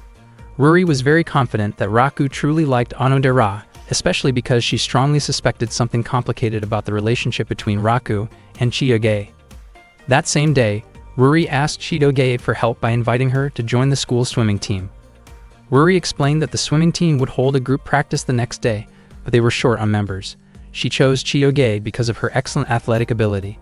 Chitoge did not mind at all since she genuinely enjoyed sports, although she was surprised to see Raku there as well. Raku was confused about why Ruri had invited him, considering it was a girls' swimming team. Ruri explained that she needed Raku's help to support someone. Raku, however, was still distracted by the conversation about the 10-year promise that Ruri and Onodera had earlier that morning, making it hard for him to focus. Suddenly, Onodera arrived and was confused about why Ruri had signed her up for the swimming team even though she could not swim. Raku was startled when he saw Onodera in a swimsuit. He had not expected how sweet and charming she looked in it. Onodera became extremely nervous upon noticing Raku, while Raku kept wondering why she continued carrying the key she referred to as a bookshelf key. Onodera's face turned red as she stood there, unsure of what to do. Chitoge quickly scolded Raku for staring too much and snapped him out of it. At that moment, Onodera began to wonder if Raku might actually have feelings for her. She felt awkward being so close to him. Suddenly, Ruri casually brought up what Raku and Chitoge had been doing together in the dark storage room the day before. The question shocked everyone, and Onodera was confused as to why Ruri would mention that. Raku explained that it had only been an accident caused by losing balance. Hearing this, Onodera felt relieved and realized that Ruri had asked the question for her sake. Ruri then made sure that nothing inappropriate had happened between them. Not long after, Shu approached them, having come specifically to watch Onodera and Chitoge help the swimming team. He was clearly impressed by Chitoge and Onodera, though he showed no such interest in Ruri. Annoyed by his attitude, Ruri pushed Shu into the pool to shut him up. She then firmly warned him to stop causing trouble. Ruri explained that she had asked Raku to help teach Onodera how to swim. Both Raku and Onodera were shocked to hear this. Chitoge looked excited, while Raku became visibly nervous. Onodera's face turned bright red when she realized that Raku would be the one teaching her. It turned out that Ruri had planned everything without telling Onodera beforehand. Chitoge wondered why Ruri had invited Onodera, even though she could not swim. Onodera apologized to Chitoge for the sudden situation, but Chitoge did not mind at all and even said that she was enjoying herself. Seeing how friendly and kind Chitoge was, Onodera felt that Chitoge truly seemed like someone worthy of Raku's affection. Suddenly, a suspicious man approached while disguised, offering to help Chitoge with sunscreen. Ruri immediately kicked him away, revealing that it was actually Shu in disguise. She told him to go home if he was only going to cause trouble. Meanwhile, Raku wondered whether Claude had been watching him the day before. If Claude had been there, Raku was certain that Shu would not have acted so recklessly. In fact, Claude was watching Chitoge from a distance and was surprised to realize how much she had grown up. Chitoge demonstrated to Onodera how to jump and swim in the pool. She moved skillfully through the water, kicking swiftly, and when she reached the edge of the pool, she checked whether Onodera understood the idea. Onodera was completely amazed by Chitoge's impressive movements. Raku thought that Chitoge was so skilled that her technique might actually be difficult for a beginner to follow. Feeling a bit discouraged, Chitoge fell silent at the side of the pool. Raku then stepped in and began teaching Onodera the basics, starting with simple leg movements. Raku felt genuinely happy to be able to teach Onodera privately, especially since she was standing so close to him. He did not expect to be guiding her so closely, even holding her hand to help her balance. Onodera's hand felt warm and soft, and with a flushed face, she asked him not to let go. Unfortunately, Raku became too nervous and accidentally loosened his grip, causing Onodera to fall into the pool. Raku immediately apologized, but Onodera realized that it happened because she was still inexperienced. Raku suggested taking a short break, but Onodera refused, saying that since Raku was putting so much effort into teaching her, she wanted to stay motivated. Onodera's bright smile made Raku's face turn red, and he became flustered, running off while shouting in embarrassment. Onodera looked incredibly sweet, leaving a strong impression on Raku's heart. Onodera herself looked shy as well and soon went to buy a drink as a small gesture of thanks to Raku. In the end, Raku felt more motivated than ever to continue teaching Onodera how to swim. Padasae 2. Raku noticed Onodera's key lying there. He slowly moved closer to it, thinking that if the key really was the one from 10 years ago, and if Onodera was the person who had made that promise with him back then he could end up marrying Onodera. For now, the most important thing was to confirm whether the key could open his locket. Raku then tried to insert the key into the keyhole of his locket. Unexpectedly, the key would not fit at all, and he suspected that it was a different key. Suddenly, Onodera arrived carrying tea together with Chitoge and Ruri. Raku was startled by their sudden appearance. Onodera looked confused and wondered why Raku was holding what appeared to be a key from the girls' changing room. The situation quickly escalated, and they restrained Raku, completely misunderstanding what was happening and assuming the worst about his intentions. Raku desperately tried to explain the misunderstanding, but they did not listen. He himself was confused about why the changing room key had such a strange design. Ruri explained that the principal had designed it and that the principal's taste seemed old-fashioned. Onodera believed that everything was just a misunderstanding and that Raku was not the type of person who would do something inappropriate. Hearing Onodera defend him like that deeply moved Raku. Because of Onodera's trust, Ruri released Raku and asked him to continue teaching Onodera how to swim again the next day. Raku thanked Onodera sincerely for believing in him. Ruri then apologized to Chitoge for having to borrow Chitoge's boyfriend to help Onodera practice swimming. Chitoge became flustered when Ruri mentioned the word boyfriend, and her reaction made Ruri even more suspicious. The next day, Raku returned to the swimming pool to teach Onodera again. Not long after that, Chitoge came over to them. Raku felt curious about why Chitoge was not wearing the same swim outfit as before. Chitoge explained that everything had been rushed the previous day and that she had not prepared a proper school swim uniform. She teased Raku by implying that he seemed very curious, which led Raku to comment that things would be easier if her behavior were calmer. Hearing that, Chitoge immediately got upset and lashed out at him, then asked about Onodera's progress. Raku explained that as long as Onodera used a flotation device, she would be able to manage. Chitoge was shocked, thinking that meant Onodera still could not swim properly at all. Raku felt that this was normal, since no one could master swimming with just one day of practice. They continued arguing back and forth until Onodera arrived with Ruri. Raku asked if Onodera was feeling okay. Onodera said that she had practiced swimming techniques in the bathtub. Raku told her not to push herself too hard and reminded her that all she needed to do was swim until the finish line. Seeing this, Chitoge wondered why Raku treated Onodera differently compared to others. Raku responded that there was no reason for him to be especially considerate toward Chitoge. Chitoge felt hurt by the difference in how Raku treated her compared to Onodera. Because of that, they ended up arguing intensely once again. Ruri found it strange and wondered whether the two of them were fighting because they were close or because they truly disliked each other. Their public behavior toward each other was very different from what she was seeing now, which only made her more curious about what kind of relationship they actually had. The swimming competition then began. Raku reminded Chitoge to warm up first, but she refused. Only Onodera wore a flotation device, since she was still unable to swim on her own. She encouraged herself to make it to the finish line. When the signal was given, all the participants jumped into the pool. Raku apologized to Ruri, feeling that just one day of practice was not enough to make Onodera skilled at swimming. Ruri was surprised that Raku took it so seriously, since she had only been joking. Still, Onodera was able to keep going and did not sink during the swim. Suddenly, Chitoge began to sink because both of her legs cramped up due to not warming up beforehand. Raku immediately jumped into the pool to save her.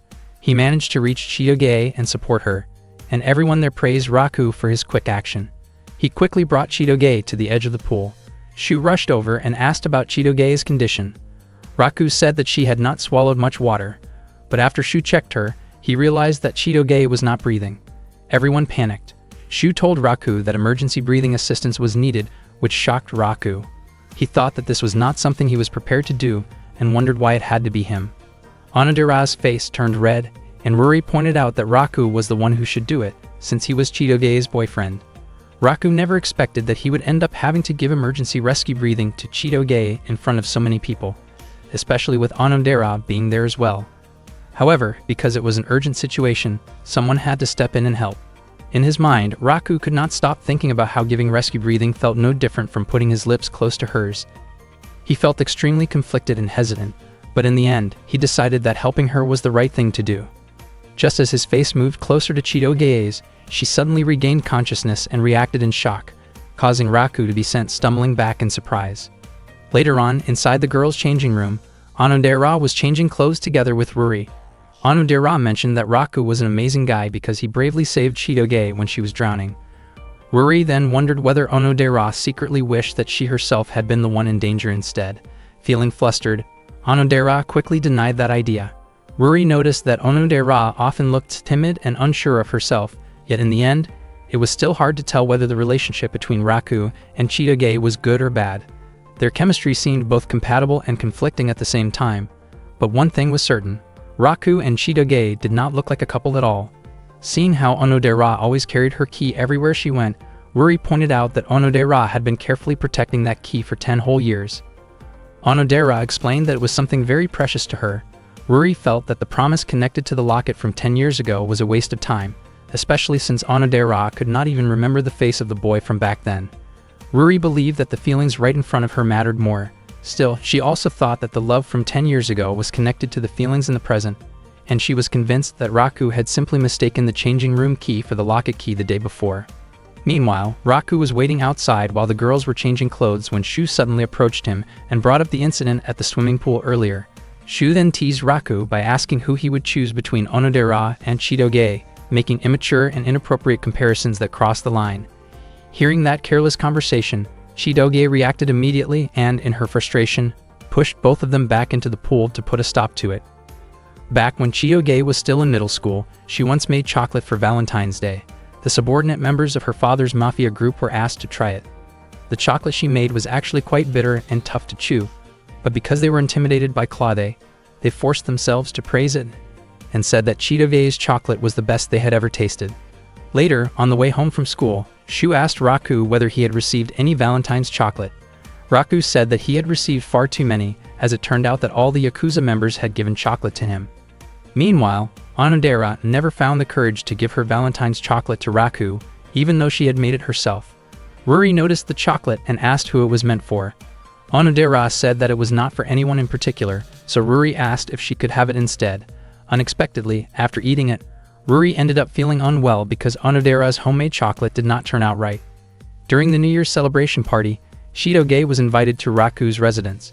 The Yakuza members asked Raku to show his talent and skills in front of everyone. Raku then sang a song beautifully, surprising everyone who listened. At that moment, Chitoge realized that Raku was actually very talented when it came to singing. One day during the lunch break, Chitoge had lunch together with Ruri and Onodera inside their classroom. She opened the lunchbox she had brought from home, and the moment the lid was lifted, Ruri and Onodera were stunned by what they saw.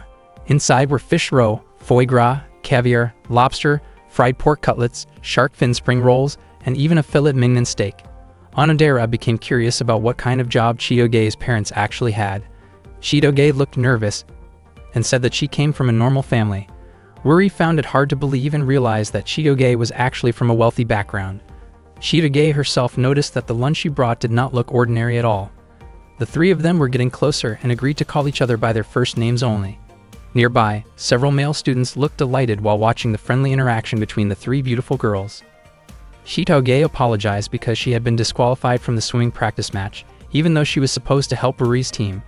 Ruri said it was not a problem, especially since she had been the one who pushed Chitoge too hard from the start, and she was just relieved that Chitoge was still okay.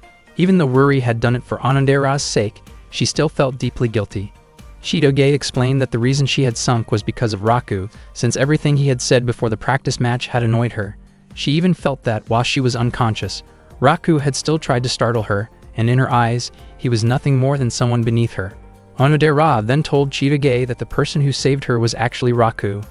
Chitoge's face instantly turned red, as she could not believe that the soft and unreliable Raku had helped her. Onodera said that Raku's actions the day before had been impressive, especially when he suddenly dove in to save Chitoge. Onodera also felt uncomfortable hearing Chitoge describe Raku in such a demeaning way. Chitoge began to feel bad for having lashed out at Raku twice. Ruri said that it was not too late for Chitoge to apologize and thank him properly. Chitoge insisted that she could never do something like that, but Onodera encouraged her and even offered to help. Chitoge eventually went to see Raku. She looked nervous about bringing up what happened the day before, but Raku misunderstood and thought she was talking about Shu's comment about her stomach looking a bit round. He promised he would never tell anyone about it. Chitoge was shocked, since that was not what she meant at all. Raku was also confused about why Chitoge had been so rough with him the day before, even though he had not said anything offensive. He even suggested that she might feel better if she balanced her diet by eating more vegetables and less meat. Chitoge became irritated and reacted harshly toward him again. After that, she tried once more to apologize, this time asking about Raku's favorite food. Instead of understanding her intention, Raku suspected that she might be planning something unpleasant and wondered what she was actually trying to do. Earlier, Onodera had suggested that Chitoge give Raku something as an apology. Chitoge handed him a peanut butter bread as a way to thank him for what happened the day before, but Raku said that he preferred chunky red bean paste instead. Chitoge grew annoyed once again and responded sharply toward him. Chitoge still did not give up and tried to meet Raku again later. She brought up the incident from when she had sunk in the pool and said that she had only just learned that Raku was the one who saved her. She admitted that she never expected Raku to be someone who could act so bravely. Raku's face turned red after being described as brave by Chitoge, and it was a relief to him that she did not feel uncomfortable about his attempt to help her breathe. Raku admitted that he had panicked because Chitoge had stopped breathing. Chitoge was surprised and wondered if Raku had truly been worried about her. Raku then asked why she did not seem bothered by it, even though it had been a first-time experience for him. Chitoge misunderstood and thought he was talking about saving her from drowning. She said that it did not scare her at all and that she actually felt happy about it. Raku was confused about why Chitoge felt that way and did not see it as a serious issue. He became even more surprised and confused by what seemed like hidden feelings from her. The misunderstanding continued until Raku finally mentioned the attempt to help her breathe, which made Chitoge angry and caused her to react strongly once again. At that point, Chitoge seemed exhausted and decided that she would never properly thank someone as annoying and foolish as Raku. Onodera tried to calm her down. Ruri remained unsure whether Raku and Chitoge were actually a good match or not. She asked whether Raku and Chitoge were truly dating. Chitoge was startled by the question, but she remembered that Raku had once said that secrets could be shared with close friends. In the end, Chitoge chose to be honest with them. Ruri and Onodera were shocked to learn that Chitoge and Raku were not actually dating. Chitoge explained that their parents had a unique relationship, and because of that situation, she and Raku had been forced to pretend to be a couple. She added that if the circumstances were different, she would never choose to be with someone like Raku. Hearing that, Ruri asked what Chitoge would do if another girl developed feelings for Raku. Chitoge said that she would not mind at all. She asked Ruri and Onodera to promise to keep the secret, because if it ever leaked out, the consequences would be disastrous. Ruri became curious about what Chitoge's family was really like. But Chitoge once again insisted that she came from an ordinary family. After that, Chitoge excused herself, saying she had to go take care of the animals. After Chitoge left, Ruri suggested that Onodera should finally confess her feelings to Raku as soon as possible. However, Onodera felt that doing so would be too sudden. Ruri warned her that if she did not act soon, someone else might take Raku away. Onodera admitted that she had almost given up on expressing her feelings to him, but she realized that this was a rare and valuable opportunity. She did not want those emotions to keep weighing on her heart, so she decided that she would try her best to confess her feelings to Raku. Onodera had no idea how she should do it, and even imagining the moment already made her feel embarrassed. Ruri encouraged her to be brave, and reminded her that she needed to keep trying no matter how difficult it felt. Meanwhile, Raku still did not understand the way girls behaved, especially Chitoge, whose actions often came across as rough and unpredictable. Because of that, the pendant Raku treasured now had several scratches. He really wanted to replace the chain, since if he left it as it was, it might completely break before he ever reunited with the girl connected to the promise behind that pendant. Raku wondered what that girl was doing now. He would not even be surprised if he turned out to be the only one who still remembered the promise, since 10 years had already passed. Suddenly, Raku accidentally bumped into someone carrying items, causing his pendant to fall and the chain to snap. Later, Raku arrived at the animal shed to help take care of the pets together with Chitoge. Because he arrived late, Chitoge scolded him for it. Raku then casually asked whether Chitoge had been about to thank him earlier. Chitoge was caught off guard and nervously denied it, insisting there was no reason for her to do so. She then asked why Raku had saved her and wondered if he did not actually dislike her. Raku felt that of course he would help her, since he did not have time to think about things like personal grudges in that moment. He explained that his body had moved on its own without him realizing it. Raku believed there was some kind of hidden connection between the two of them. Even though their relationship was only an act, they were still technically a couple. Chitoge stayed silent, which made Raku think she had not heard him. Her face slowly turned red as she quietly expressed her gratitude for him saving her, and she also apologized for how harshly she had treated him before. After that, Chitoge said she was heading home. Raku stopped her because he had not heard her clearly, but her reaction once again came across as clumsy and defensive. Although Raku had not heard her words clearly, he was sure that Chitoge had thanked him. He wondered why she could not be a little gentler with him. As Chitoge walked away, she accidentally noticed Raku's pendant lying on the road. At the same time, Ruri asked Onodera what it was that she liked about Raku. Even though Ruri had been friends with both of them for a long time, she still did not fully understand that part. She admitted that Raku was not a bad person. Onodera found it difficult to put into words why she liked Raku so much. Suddenly, Raku entered the classroom and greeted them. Seeing that, Ruri quickly left so that Raku and Onodera could be alone together. Onodera's face turned bright red from nervousness. Raku was confused about why Ruri had run off so fast. Onodera truly wanted to confess her feelings to Raku, but not in such an abrupt situation. It turned out that Ruri was watching from a distance to make sure Onodera would not run away. Onodera's heart was pounding intensely, and she felt so nervous that she could not bring herself to say anything that day. Raku noticed how red her face was and wondered if she might have a fever. When he instinctively checked her temperature, it only made her feel even more flustered. Raku panicked and offered to take her to the hospital immediately. Onodera tried to calm him down, but Raku was still worried and believed she needed medical attention as soon as possible. Onodera smiled and admitted that this very side of Raku was the reason she had fallen for him. After checking the money in his wallet, Raku decided to buy some medicine, but Onodera gently stopped him by holding his hand. After that, Onodera began to explain that she still could not say it yet. Slowly, she started to express what she had been wanting to tell Raku, but suddenly a baseball flew toward them, startling them both. Raku scolded the students who were playing baseball nearby and immediately went to report the situation to a teacher. Before leaving, he asked what Onodera had been trying to say earlier.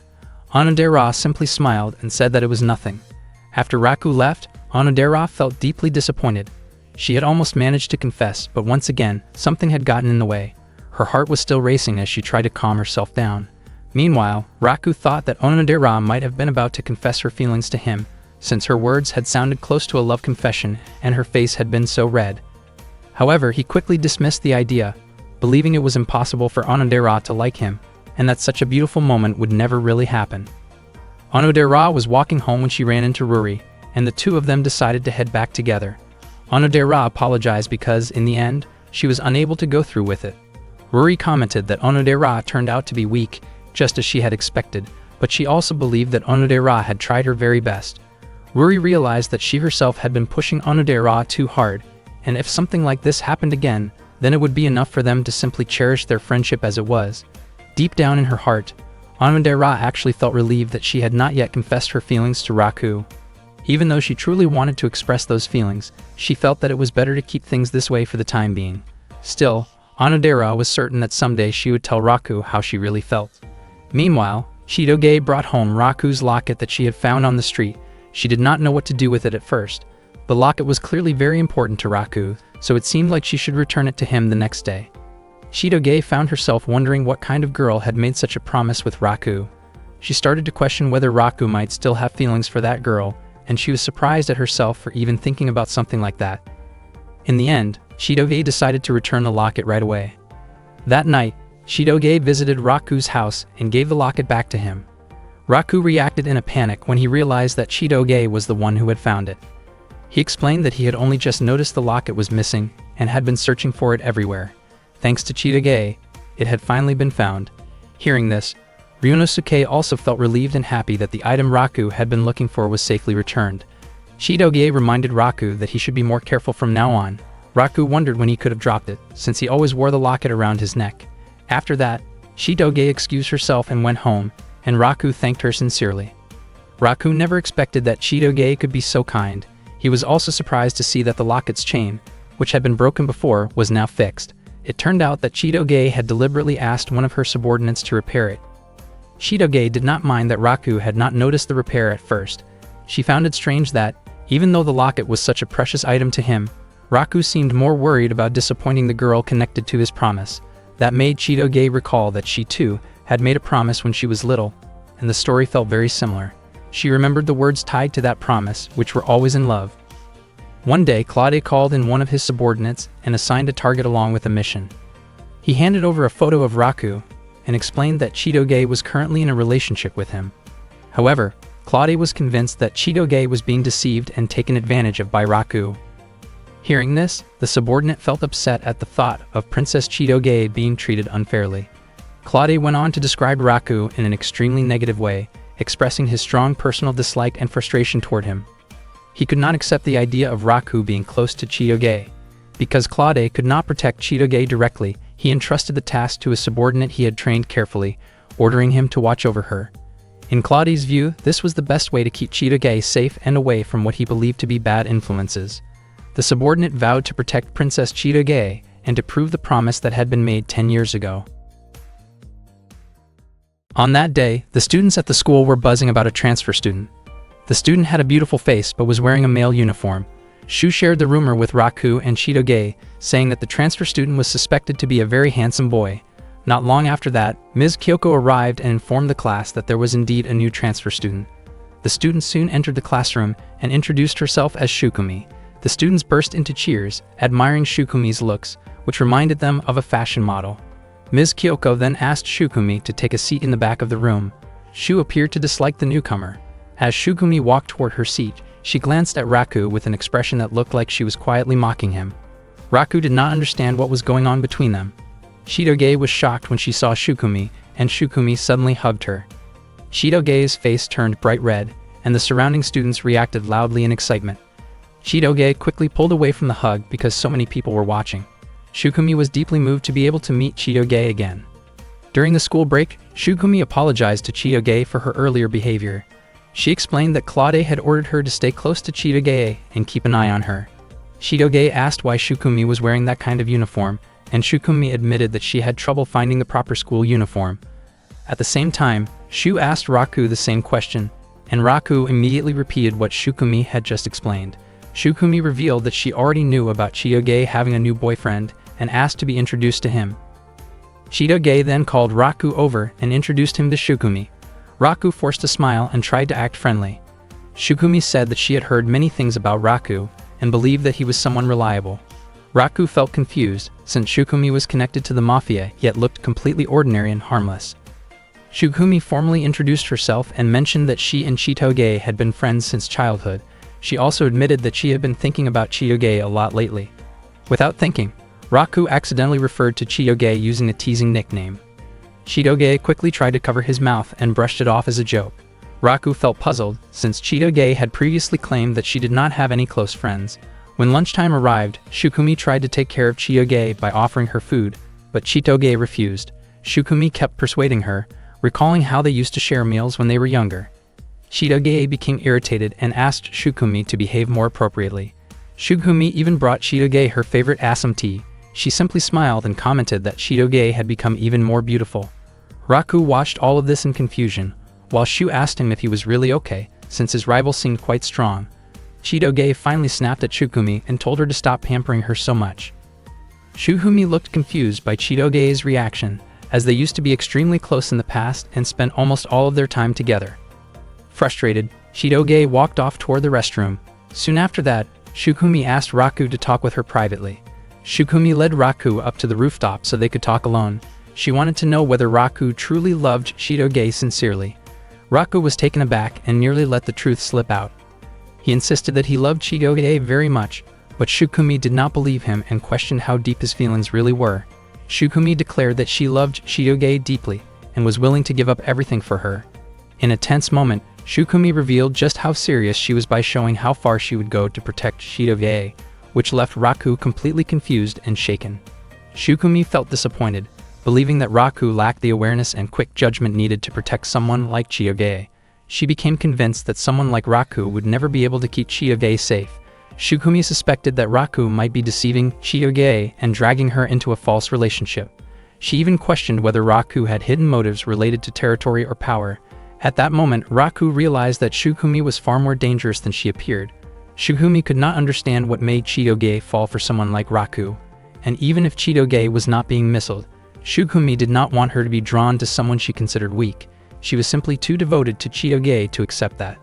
Shukumi believed that someone insignificant like Raku could never compare to her, and she was determined to take Chitoge away from him.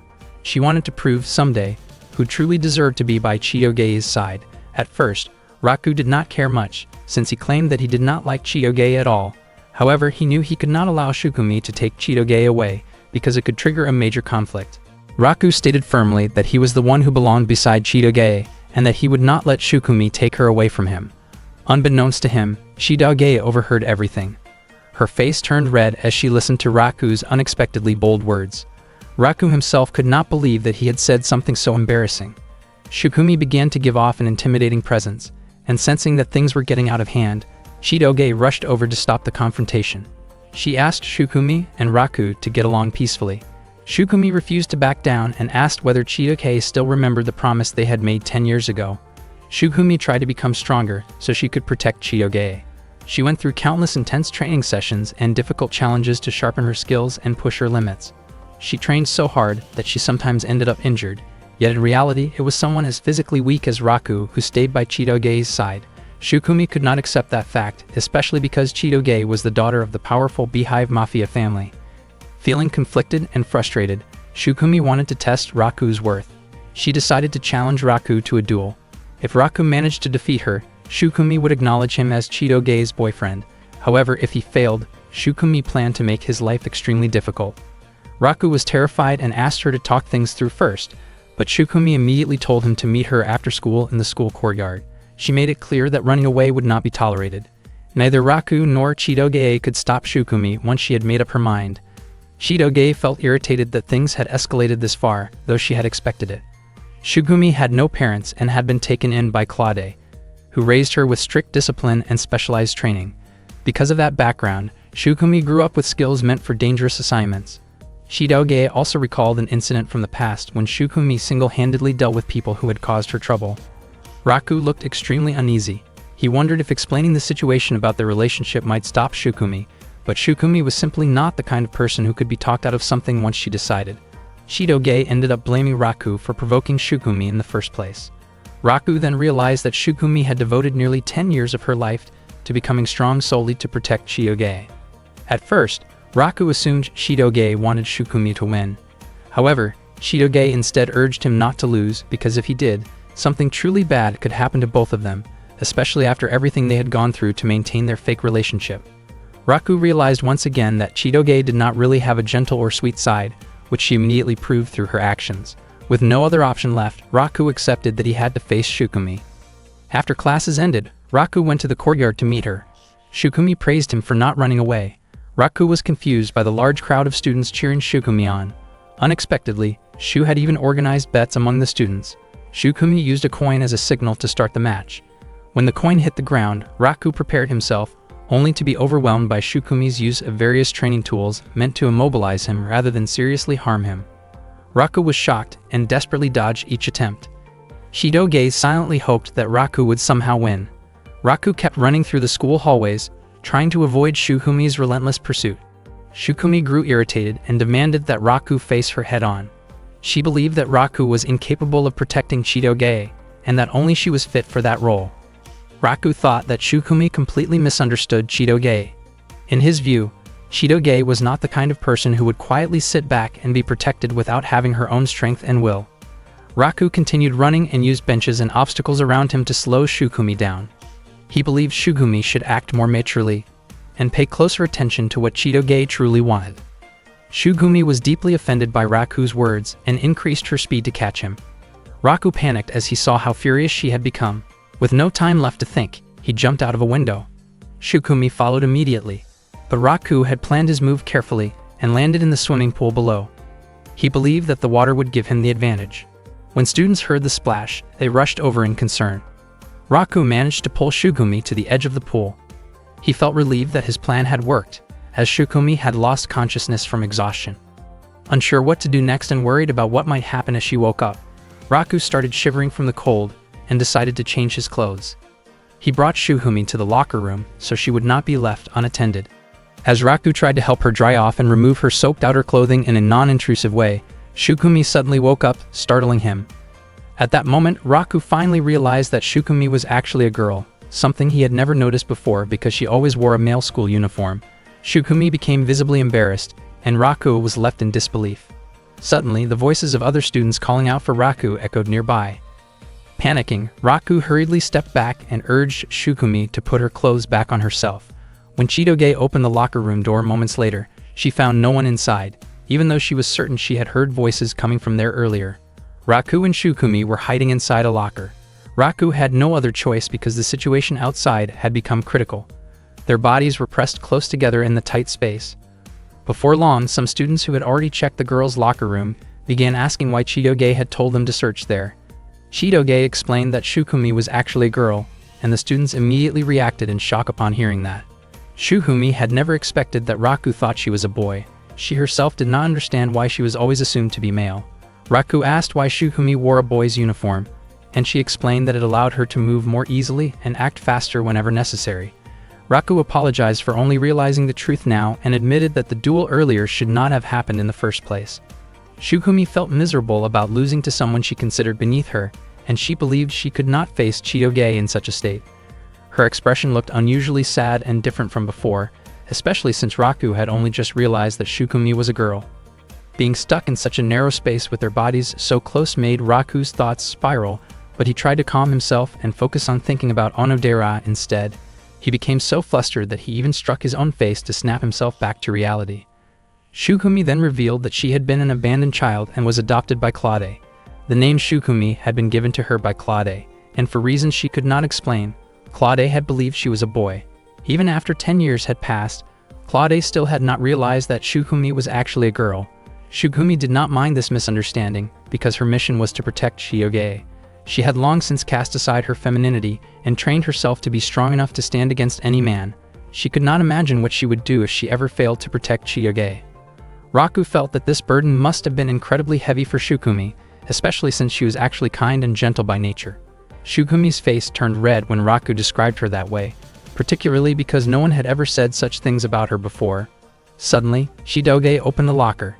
She was irritated and struck Raku in frustration. It was then that Chitoge realized Raku had also believed Shukumi was a boy.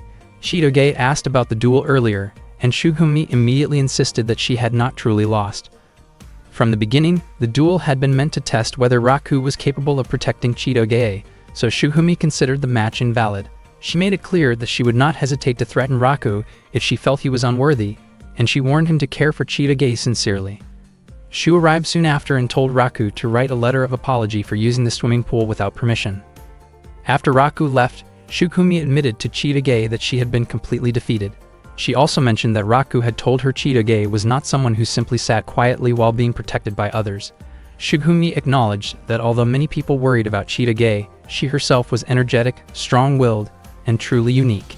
Even at that moment, Shukumi still wondered why everyone continued to mistake her for a boy. Chitoge then gave Shukumi a girl's uniform, and all the students were stunned when they saw her. Shukumi looked embarrassed by her appearance. Chitoge was confident that the outfit suited her and made her look cute, and she encouraged Shukumi to keep dressing that way since she was a girl. Shukumi responded that appearances did not matter to her, because she had come to protect Chitoge and to fulfill a promise she had made long ago. Chitoge had completely forgotten about that promise. She tried hard to remember, but nothing came to mind. Shukumi explained that the promise had been made when they first met as children, during a moment when they were spending time together at a bathing area with proper supervision. At that time, Shukumi had promised to become someone who would always protect Chitoge. Chitoge wondered why Shukumi still held on to that promise after all these years, but Shukumi considered it something incredibly precious. Chitoge praised Shukumi for being so dependable and cool for remembering a promise made 10 years earlier. Shukumi's face turned red again at the praise. Chitoge then tied a ribbon in Shukumi's hair so that no one would mistake her for a boy anymore. Shukumi thanked her, although she felt the ribbon was a little too feminine for her taste. When Raku later saw Shukumi, he complimented her and said she looked cute. Shukumi's face flushed red once more as she insisted that she was not cute. That evening, Shukumi quietly wondered whether it was possible that Chitoge had also forgotten the promise she made to her first love 10 years ago. One day, Shukumi was practicing assembling and handling a pistol with her eyes closed, while Claude deliberately tested her in order to monitor her skills. Shukumi completed the task quickly, convincing Claude that her abilities had not faded. Claude then asked for Shukumi's opinion about Raku and whether Shukumi could deal with the situation efficiently. Shukumi admitted that she was not yet able to resolve it. Claude instructed that if Shukumi became completely certain that Raku and Chitoge were not truly dating, then Shukumi should take immediate action to remove Raku from Chitoge's life. Shukumi firmly stated that she would not hesitate to carry out her duty if necessary. She was convinced that Raku was not a good match for Chitoge. Shukumi's face turned red when she remembered Raku once calling her sweet. By that day, Shukumi had already been attending the same high school as Chitoge for 3 days. She introduced herself again to Ruri and Onodera, explaining that although her name sounded masculine, she was actually a girl. Shukumi apologized for not introducing herself earlier. Onodera admitted that she had been surprised because she initially thought Shukumi was a boy, while Ruri revealed that she had known the truth from the beginning. Not long after, Shu arrived and casually praised Chitoge's beauty. Shukumi immediately raised her guard because Shu was acting overly familiar with Chitoge. Chitoge reacted strongly and made it clear that Shu was also her friend. The male students felt relieved when they found out that Shukumi was female, and the female students in the class stopped cheering in admiration, although many of them continued to gather around Shukumi anyway. They clearly seemed to like her a lot. From Raku's point of view, Shukumi appeared capable of adapting to the environment. At first, Raku thought everything would return to normal after that, but Shukumi continued to keep a close watch on him. Over time, this made it increasingly difficult for him to get close to Chitoge. That afternoon, Raku informed Chitoge that their teacher had instructed them to buy food for the animals at school. Chitoge wondered why the two of them had to go, since deliveries were usually an option. Raku explained that there were several rare animals at their school, so the food had to be purchased directly from a nearby pet shop. Chitoge suggested that Raku go alone, but he refused because the supplies would be too heavy to carry by himself. Suddenly, Shukumi appeared from behind some plants and startled them. She offered to take Chitoge's place, saying that she could not allow Chitoge to do physically demanding work.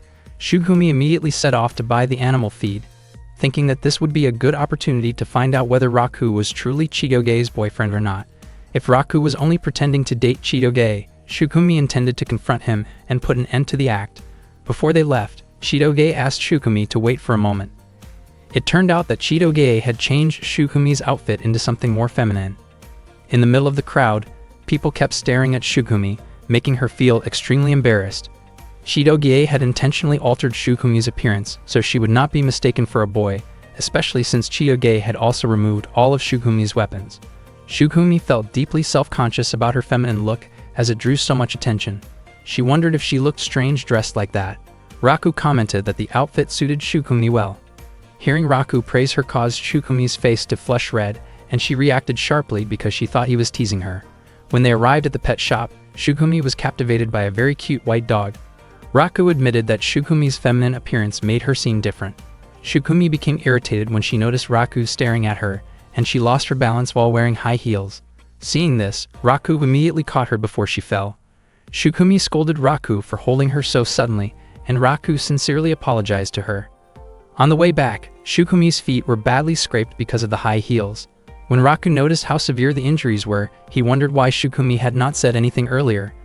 Shukumi believed that if she could not endure minor pain, she could not truly call herself Chitoge's bodyguard. Raku thought that enduring pain in silence was not a wise thing to do. With no other option, he carried Shukumi on his back. Shukumi was shocked and asked to be put down, insisting that she could walk on her own. Raku refused, saying that he could not simply leave her like that, and he asked her to stay quiet and let him help. Along the way, Shukumi wondered why Raku was willing to help her, even though she considered him an enemy. She also reflected on how Raku was kind to her and even complimented her. Raku asked how long Shukumi had been with Chitoge. Shukumi explained that she and Chitoge had been together since they were 5 years old, which meant 10 years ago. She shared a story about how Chitoge once met her first love and happily talked about it. Raku was confused because Chitoge had told him that she had never fallen in love before. Hearing this, Shukumi laughed and assumed that Chitoge did not fully trust Raku. Raku then asked about Shukumi's own first love. Shukumi admitted that she had never experienced such feelings. She believed that she would never fall in love because her mission was to serve Princess Chitoge, and that alone brought her happiness. She felt that she had already set aside her femininity, and for her, seeing Princess Chitoge happy was more than enough. Raku thought that if Shukumi showed loyalty to someone the way she was loyal to Chitoge, then one day someone would surely fall in love with her. He concluded that Shukumi's first love simply had not appeared yet, and he found himself curious about what Shukumi's expression would look like when that moment finally came. When Raku glanced back, he noticed Shukumi's face turning red. Shukumi dismissed his thoughts and told him that he was acting as if he knew everything. Later that night, Shukumi returned to training with Claude. When Claude suddenly asked about Raku, Shukumi's concentration instantly fell apart, and she apologized to him. Claude then asked whether there was anything unusual about Raku. Shukumi admitted that she had not found anything strange about him so far. Claude reminded her to stay focused and continue her mission. Around that time, Shukumi began to feel that something inside her did not feel quite right. The next day at school, Shukumi kept following Chitoge as usual. Chitoge scolded her and told her to stop following her everywhere, but Shukumi explained that her duty was to always stay close to Chitoge and protect her. Shukumi genuinely felt happy whenever she was with Chitoge. Not long after that, Raku arrived, and Chitoge immediately greeted him warmly. Unexpectedly, Shukumi became extremely nervous the moment she saw Raku. She asked him not to look in her direction, not to touch her, and not to talk to her. Raku was surprised and could not believe that Shukumi seemed to dislike him that much. Shukumi then urged Chitoge to leave right away.